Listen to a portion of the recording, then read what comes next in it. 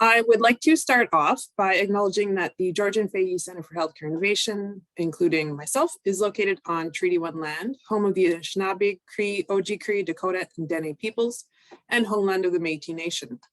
In coming together today, we respect the treaties that were made on these territories. We acknowledge the harms and mistakes of the past. We recognize the ongoing present-day colonial violence that is faced by Indigenous peoples within healthcare, education, justice, child welfare, and government systems. And we dedicate ourselves to moving forward in partnership in a spirit of reconciliation and collaboration. And when we're talking about patient engagement, it is our belief that it must be rooted in social justice and committed to achieving true systemic change and health equity. And please excuse me if my voice is a little off. I'm just getting over a cold. So I might cough or clear my throat occasionally. So for this session, what we're not going to focus on is financial or monetary forms of compensation, which we've covered in great detail in some previous sessions on budgeting for engagement, which you can find on our YouTube. I've linked that in the chat.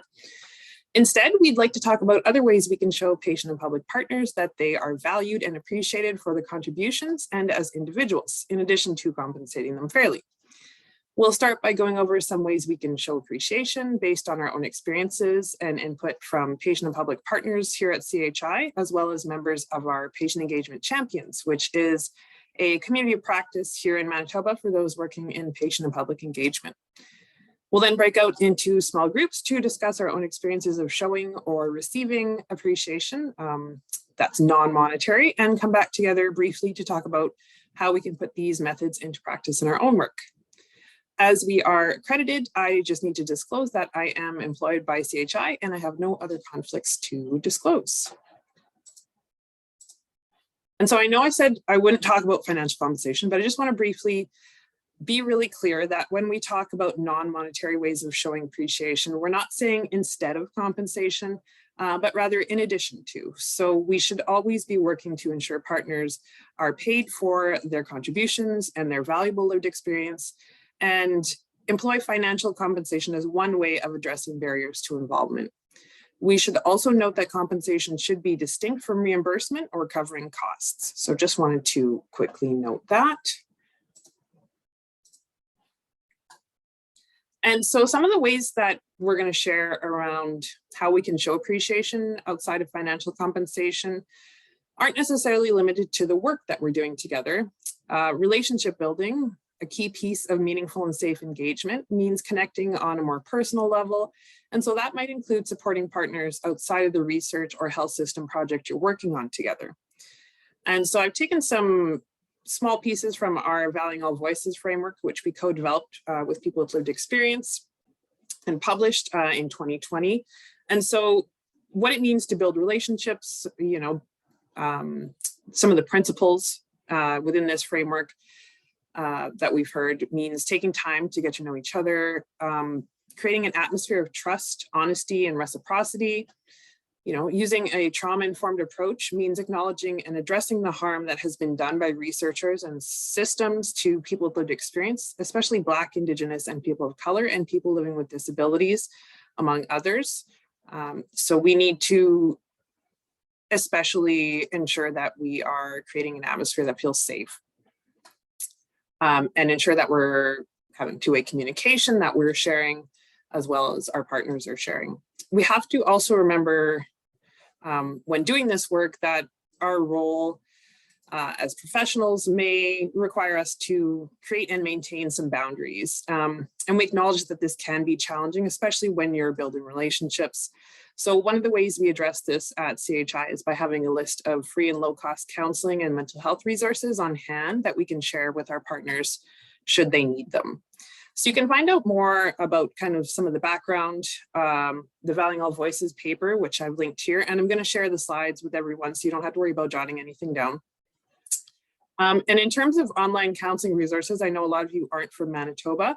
Ours are listed on our resources page of our website, but these, a lot of them are actually sourced from local libraries and NGOs that often produce their own list of resources. So if you don't have the capacity to create your own, you can look to those kind of organizations in your own local area if you want to provide those kind of lists of counseling or mental health resources.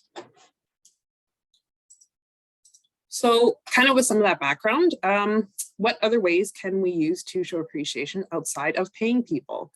So this is going to be a bit of an info dump. The next 6 slides are essentially a list of the methods we've used and heard about from our patient and public partners in our collaborative partnership, from our champions group, and from our own work. No need to try and get these written down. We will share the slides with everyone who registered afterwards. First thing, we can think about what kind of activities might be beneficial for patient and public partners in their own lives. So what kind of opportunities for education and skill building can we provide that don't fall under the category of financial compensation? One thing we've done recently is provided and co-created with our patient and public partners a list of free online courses related to patient-oriented research and patient and public engagement. And I can share this as well in a follow-up email with everyone who registered. Yeah, it gives an opportunity to build their own skills and understand more about the research if they're interested in diving a little deeper.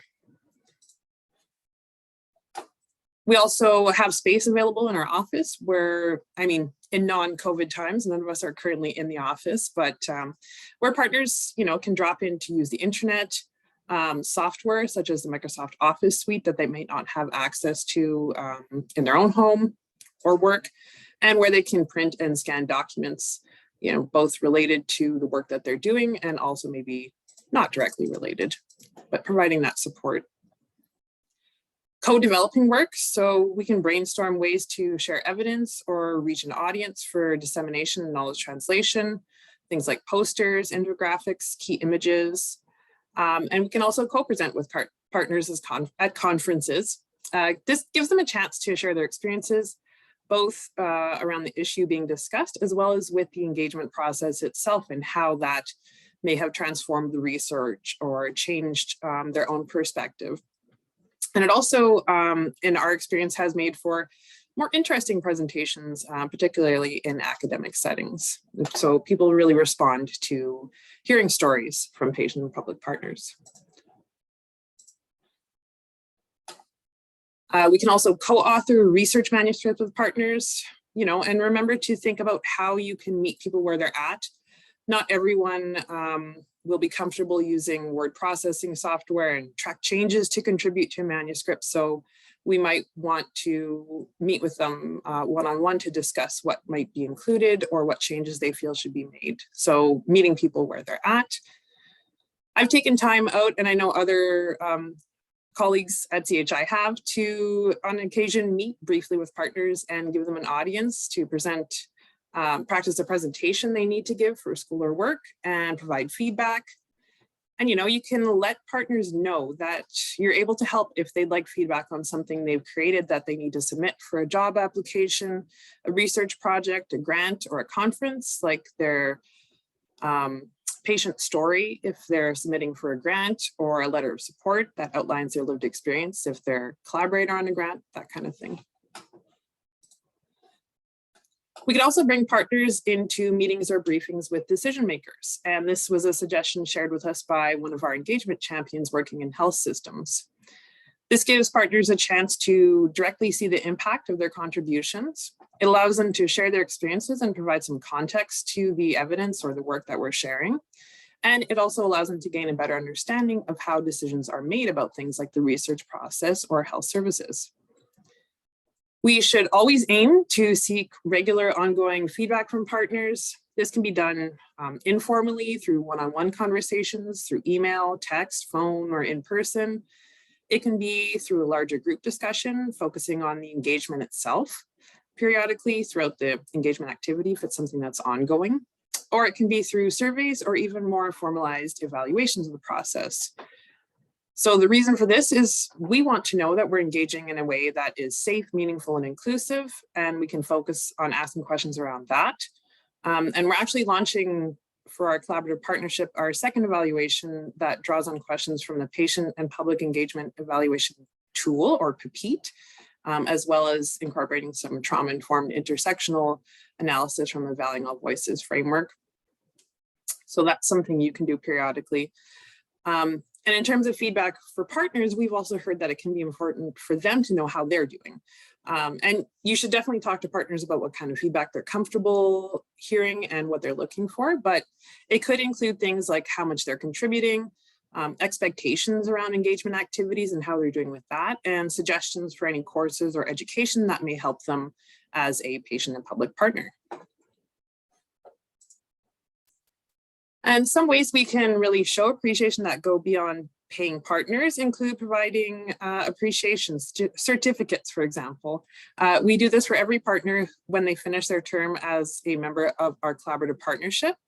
And we also take time during our meetings to celebrate their contributions and achievements throughout their term, usually with a sappy PowerPoint slideshow, and look back on the good memories we've had with them. We provided numerous letters of reference for employment and volunteer opportunities and letters of support for research grants and scholarships partners are applying for. Another suggestion we've heard, is to nominate partners for awards or features in local news. So this could include local organizations, hospitals, research centers that often feature people who've made an impact on the work or on the community. One caveat here, I would definitely be sure to ask a partner you want to nominate if it's okay with them before you go ahead to do this, just to make sure you have their consent. We should also always document and share partner contributions whenever we can. This could be just in the acknowledgement section of a peer-reviewed article or a research presentation, but also in internal communications within an organization, like if you're giving an update or a status report on a project. And also try and feature partners in other communications. So here at CHI, we have them included in our annual report and on our website in a certain section for the collaborative partnership. And we're hoping to feature them even more. We can also show appreciation for others and work to build relationships by being there for people and again, meeting them where they're at. And these are kind of more on the individual level. You know, if their workplace or a local organization they work or volunteer for is holding an event, like a big announcement or a gathering, we can try and attend, or if we can't, spread the word. We can even go a step further by volunteering with a local organization that's meaningful to our partners. This could also be beneficial for our own understanding of the work and the context. For example, if we're doing research on food security, volunteering at a food bank would give us the chance to work directly with people with lived experience and have a better appreciation and understanding for the way our work might impact others.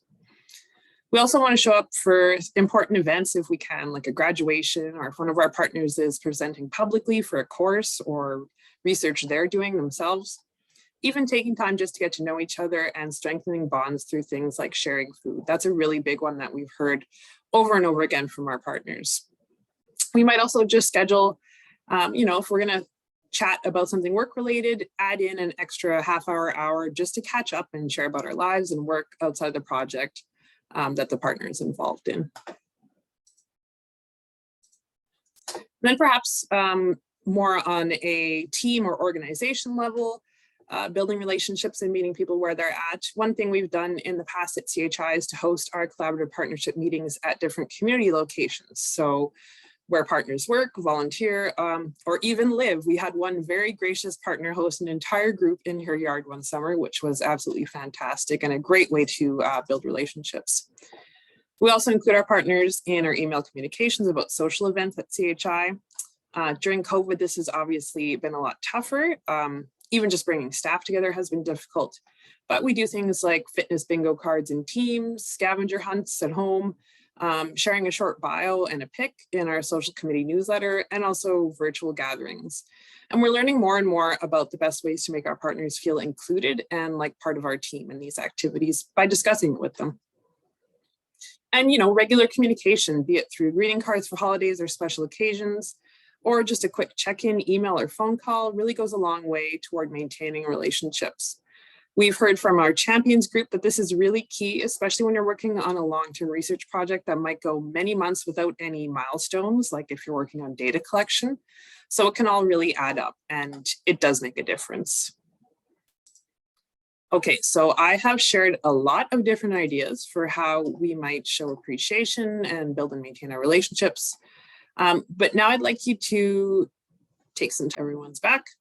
Perfect. Hi, everyone. Welcome back. I hope you had some good discussions in your breakout groups. We thought we would bring everyone back and kind of talk through together and share any of our thoughts together. So maybe what I'll start out with, you can either share in your chat box, or if you want to, you can put up your hand and unmute. But let's start with the first one. What non-monetary ways have you shown or been shown appreciation that worked well? Does anyone want to share what they talked about in the group or some of their thoughts? I'm just scanning to see. The conversations were so good that people, oh, Trudy. I spoke about how nice it is when a researcher, I'm a patient partner, so it's nice when a researcher acknowledges you on Twitter, for example, and that they acknowledge you were part of the project and yeah, just give you credit for the work that you completed with them. It's nice. That's a great suggestion. So yeah, on social media, acknowledging that you're part of the research team. That's wonderful. That's a good one.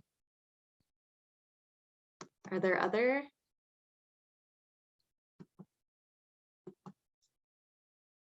Suggestions? Oh, Paula. I have one that you guys just did for me. Like there's a webinar about patient leadership that you guys paid £5 for me to attend. But you know what, it was great, okay? But other educational opportunities like the patients and research course that I'm doing now, all sorts of things really. But when it comes to quite literally valuable, I mean, when the letters of recommendation, or when it comes to things like education, work, even housing, you know, those are quite literally valuable. Same as, you know, putting us panels on at conferences, making us co-authors. I hadn't thought about social media, but yeah, all sorts of things like that. It's just, it literally is valuable. Those are wonderful. Yeah, those are good to hear. Thank you for sharing those, Paula. Those are good. Yeah, thank you. Ones. So this is a bit of an odd one, but somebody in our group brought up in terms of non-monetary ways to be shown appreciation, but it's a bit of the second one as well, is just like that the out is upfront. How to have open communication about how to get out if it's not working for people. And that's just to be open upfront about expectations and ongoing conversations about those expectations, so that you sort of don't, that's really about building relationships, and that's meaningful, and that's a good way to show that you respect each other. And so it's very non-monetary, but very important. So that's such an important one. That's a really great suggestion, Carrie, and one that we don't always think about at the beginning. I was just gonna say, I don't think I've given, it was given by somebody that I was like, oh, I should maybe be doing that, and I'm not. So that's a really good, yeah. What is the out? If it's not working for you, for whatever reason, whether you don't have time or whether this is just not the right project for you. Yeah, that you can say, you know, this isn't working for me, and that's all right. That's okay. That's a great. I was just saying, kind of along the same lines, again, this isn't something that I have done or that's worked well. I was saying to my group that I'm relatively new in my position, so I haven't actually applied patient engagement in any research projects yet, though that's upcoming. But I was thinking that along the lines of showing appreciation and not just showing respect to the people that are helping on a project, would also be being clear on how you're going to like disseminate or translate your information, and making sure that the people that are participating are included in getting that information once the project is done. So it's not a matter of we're taking your information and your input and we're going to use it, but we're not going to tell you how we're using it. So That's making a sure, good, yeah. that's a good one, Sarah. Yeah, it's like it's closing the feedback and the communication, which we should in any relationship, right? Yeah, and I'm not sure it's necessarily a form of appreciation. It's more just a general respect, but it was just something that I feel like maybe doesn't necessarily always happen and could generate as some sort, it could show as some form of appreciation just by acknowledging the input and acknowledging that they should be included in the output. That's great. I think we've got 2 hands up. Paula? That's a really good point, Sarah. Like, I can tell you, the first time I ever felt genuinely fulfilled as a patient advisor was when I did a collaborative care project workshop, and then a couple of months later, there was a follow-up where they told me how they used my advice, and I was just sitting there, like literally going, I was useful. Like, it honestly makes a massive difference to know what your help actually was. And actually for CHI, like one of the very first things I said to them when I first joined the partnership was, please, like it was after some speech or some workshop or something. And I was just like, well, what does it mean? They tell me, it made a difference, or, oh, that made such an impact. Well, what did it actually make you do? How did you change something? What was that? Measurable. I don't need to be measurable. Just throw a few adjectives at me, even. Yeah, Yeah, that's just good. something. Those are good suggestions, and it's important. That's really good, Paula. Rich, I see your hand up.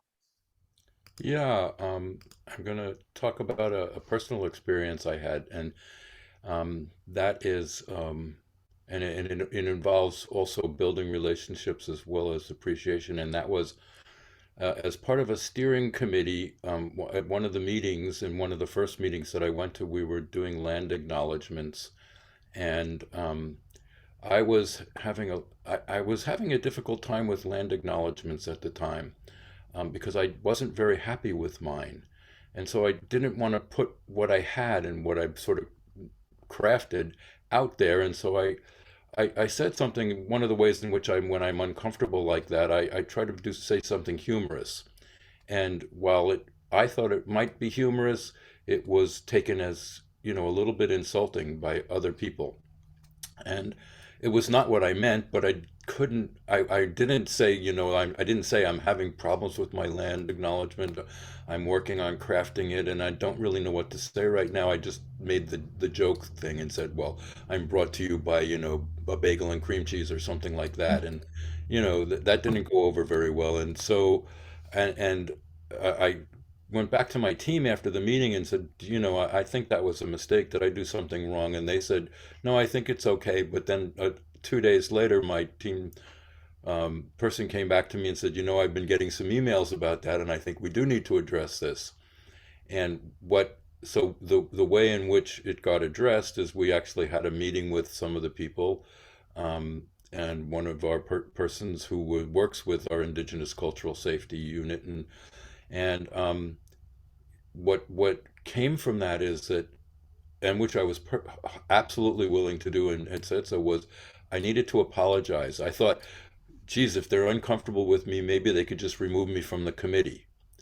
And that would be, okay, well, I insulted people. I shouldn't be there helping on this committee. But they actually valued the input I had for the meeting, and they wanted me to stay there. So I was being appreciated, but I needed to apologize. So we had at the next meeting, and I talked to them, and we figured out about this apology, and I apologized. And by that time, I had crafted a land acknowledgement that I felt expressed who I was and not just some rote paragraph. And so that both made me feel appreciated to be able to say I'm sorry, and to be allowed to say I'm sorry, and to make that apology. So I just, the idea of apologizing and making mistakes, you have to be allowed to make mistakes, and then you have to find the way to turn those mistakes into an opportunity for building relationship. So I'll just say Wow. that.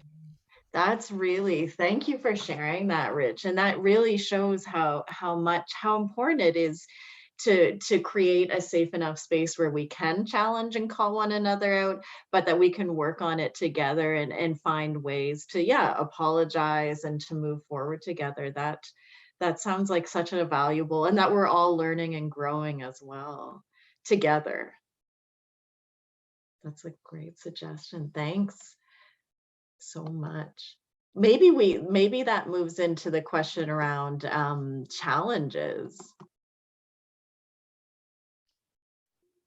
A big topic on our group discussion revolved around the fact that a lot of the challenges aren't necessarily with coming up ways to show appreciation that are non-monetary, but with getting approval for those ways, especially if you're under one or multiple different organizations that have limits in place on how you can apply for those things.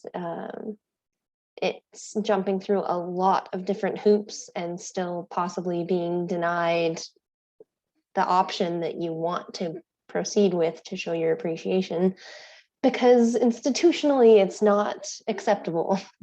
Yeah, that's a good one, Sarah. I see Carrie.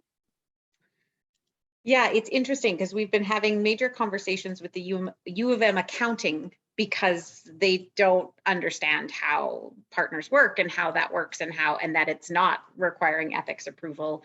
So we did have a lot of discussion ours also about making sure that we're very clear when people are sort of participants, i.e. they're signing a consent form, and then you have this whole coercion thing that you need to be worried about, that ethics is going to feel like you're coercing people. And when you have partners, which is part of your research team, that ethics has nothing to do with. Yeah. However, in a lot of research projects, sometimes you're actually researching the engagement as well, and then they can become participants as well as partners. And then there's a lot of fuzzy lines, and also a lot of times you're sort of some of your engagement activities, a focus group might be still considered participants. So how do you pay people meaningfully for that work without ethics flagging it as coercion? So there was a lot of discussion around that and how we do that. But, and a lot of it comes down to being willing to really listen, or being open and honest about when you're really willing to listen and only bringing people in at that time, as opposed to saying, well, I'm doing patient engagement, but then you're actually not really listening or don't really want them there. So a lot of it is sort of that, how do we get rid of the box checking or and how do we actually make it meaningful? And a lot of that is just being open and honest as a researcher, what you can take input on and what you can't, and being open and honest about those expectations and those limits upfront. That's an important one. Yeah, Carrie, because we work within institutions that sometimes don't allow us to do all that we would want. Oh, we've been having to figure out the wording so that they don't bounce back every time I try and pay a partner. You're like, what wording do I put in exactly so that it doesn't get denied every time? It's really interesting. That's really important. Thanks, Carrie.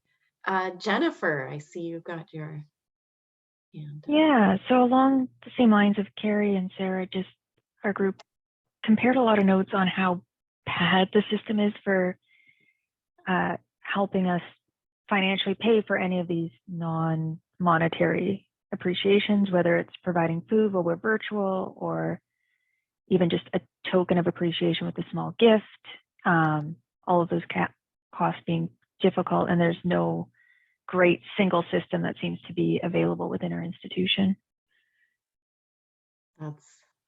It seems like this is a theme, eh, Jennifer? Thanks. In the chat, yeah.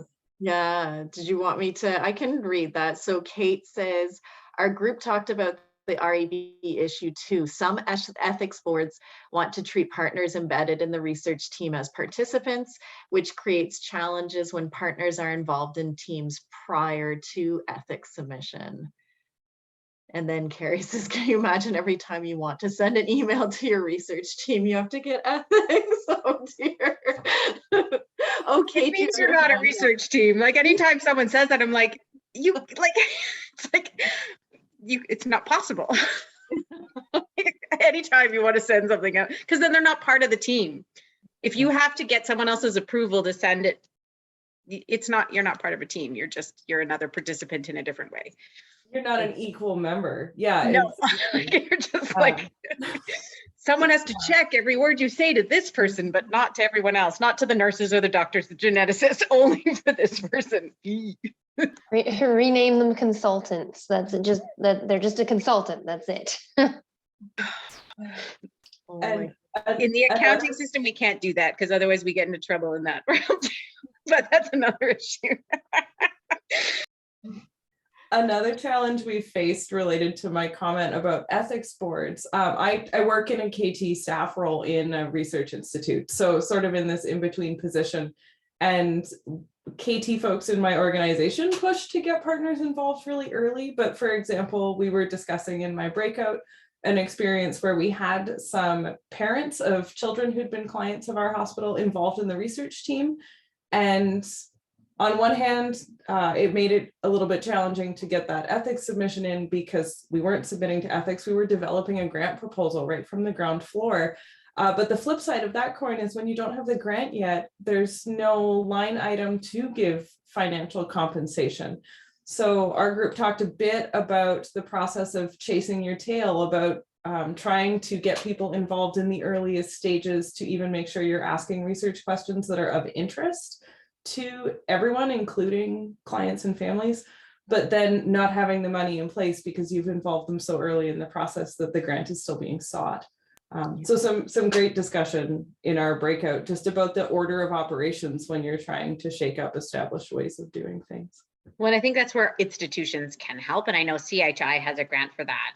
Yeah. The Children's Hospital Research Institute can pay patient partners directly prior to grant submission. There's sort of like, there's ways around it, but it's ways around it. And I just had the accountant guy call me today to say like, why isn't this going through a particular grant? And I'm like, because nobody has any money yet. It's pre-grant, so it's going through me, which goes through like a pool of money I have. And he's like, but why wouldn't I'm like, because there's no money, because they haven't got the grant.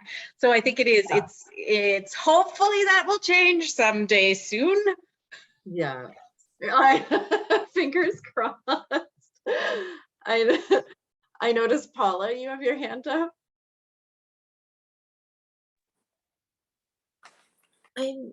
I am kind of wondering though, when it comes to the ethics board, like, is there no way of telling them, like, if you're trying to get us to contact you before we do anything with our patients, like, is there no way of showing that that's just pure ableism and totally taking away any autonomy we have? It's a good question. And I think there's more and more of a cultural shift within as we start to embrace patient-oriented research more, that there's that kind of learning within different systems like finance and stuff like that, that we need to start being able to do that. And there are more and more, I think, as Carrie was mentioning, some of the awards and grants where you can actually apply for a little bit of funding ahead of time to help out with that. Those are good. I just realized our time. Oh my goodness, time really flew by. maybe we'll just leave it to folks to think about in your own work, or if you're a partner, about how you'll use this information going forward, what kind of things you're going to implement, and how we can show appreciation or ask for appreciation or feedback or whatever it is you need as a partner. And I do want to invite everyone to complete an evaluation. I've popped the link in the chat. Please let us know how we're doing. We read these, we take them to heart, and we use them to improve our sessions. We really appreciate your feedback.